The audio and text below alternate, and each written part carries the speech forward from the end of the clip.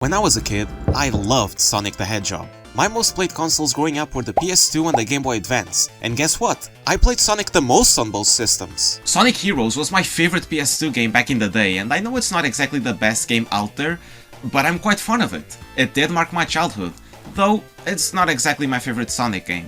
That title would go to the first one, 1991 Sonic the Hedgehog. Okay, that's not entirely true cause I love 3 and Knuckles, but technically speaking, Sonic 1's my fave. Usually when I'm done with the game, I rarely touch it. Ever.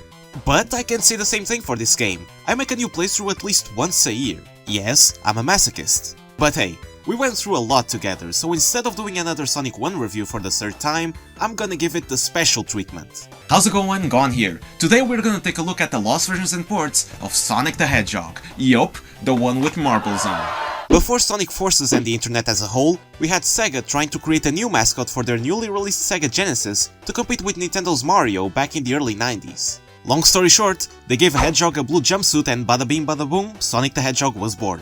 Sonic 1 would release for the Sega Genesis on June 23, 1991 in the US, but exactly 1 year earlier, on June 1990, Sonic 1 was first shown off to the public at the Tokyo Toy Show. This was the first public appearance of Sonic, even before Red Mobile, which released 4 months later and featured a small Sonic Easter egg. For this event, Sonic Team put together a small playable demo with an early version of Green Hill Zone.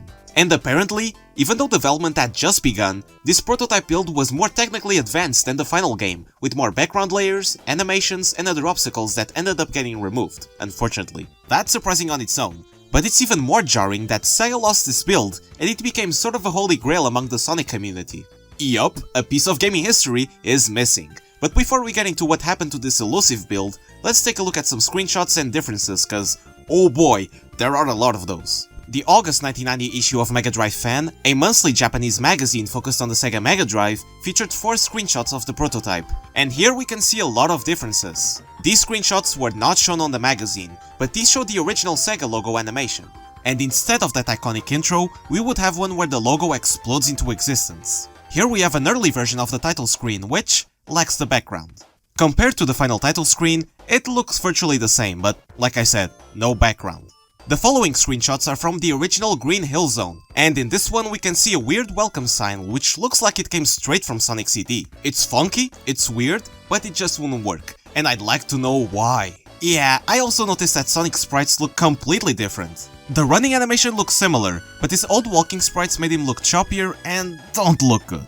Sonic, what is this stance? Are you mentally direct? No?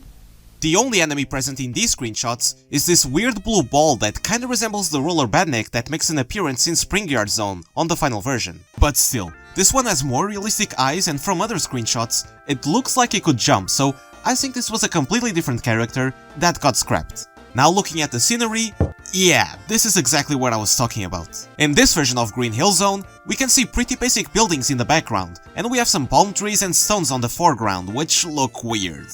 And the final screenshot we have is this one, with the big red Japanese text above Sonic saying, "Debut approaching." So this was most likely shown after you finished the demo. Looking at the enemy design and the time frame this was made, this version was most likely based on this concept art, though I don't think Sonic's original girlfriend nor Bumblebee Robotnik were present on this build. That's everything we have from the 1990 Tokyo Toy Show prototype of Sonic 1. Now, where is it?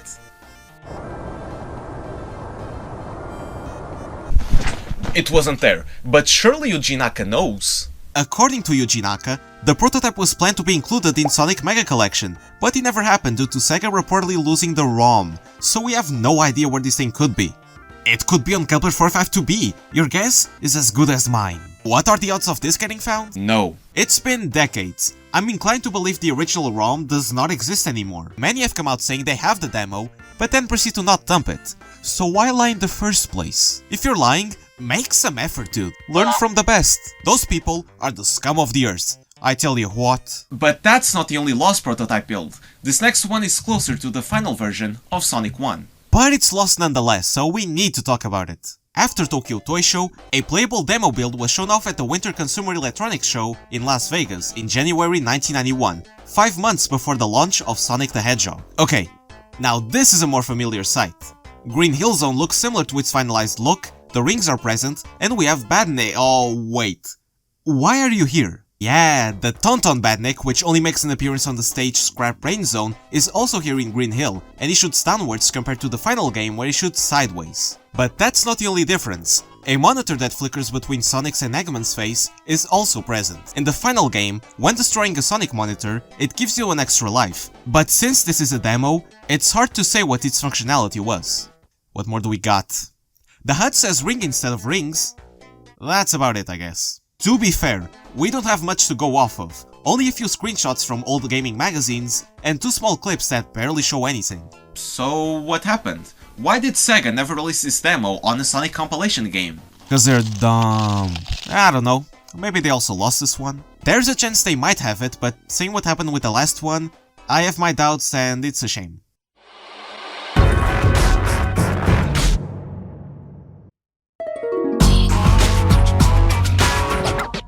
And that's every known lost prototype build of Sonic 1, but we're not done yet. Now we're moving over to cancelled ports of Sonic the Hedgehog, and let's start with the weirdest. Sonic 1 on home computers? Strange, right?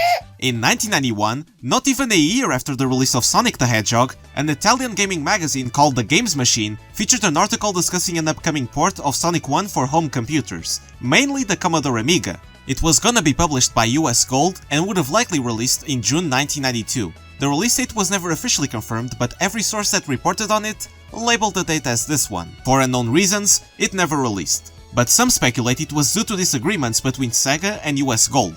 I believe the reason the port was cancelled was due to the success the game was having on the Genesis, and instead of going multi-platform, Sega decided to keep it an exclusive. Sonic was indeed an exclusive for a while. Sega only dropped the ball in 1996 with the release of Sonic CD to home computers. 2 screenshots were shared alongside the article, and these look vastly different to the original. The first screenshot shows an alternate version of Green Hill Zone. The layout looks nothing like the Genesis version. So maybe they would have taken the Game Gear route and reworked the whole game to fit the hardware's capability. The other screenshot shows the title screen, which, again, looks nothing like the Genesis version. I have a theory that the game would start with an animation of Sonic running in the background, and then he'd appear in the front and hit this pose. Additionally, Sonic's sporting his American design instead of his Japanese one.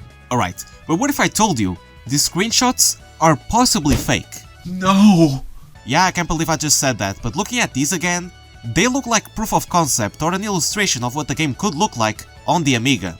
It also doesn't help the fact that Super Juegos, a Spanish gaming magazine, also reported on this, and they shared completely different screenshots, which look worse but more believable. First one shows the title screen, which looks more akin to the Master System and Game Gear versions with the black background. And the second screenshot shows us boring ass Green Hill Zone. No obstacles, no enemies, and a bland ass background. This looks like Sonic 1, but worse.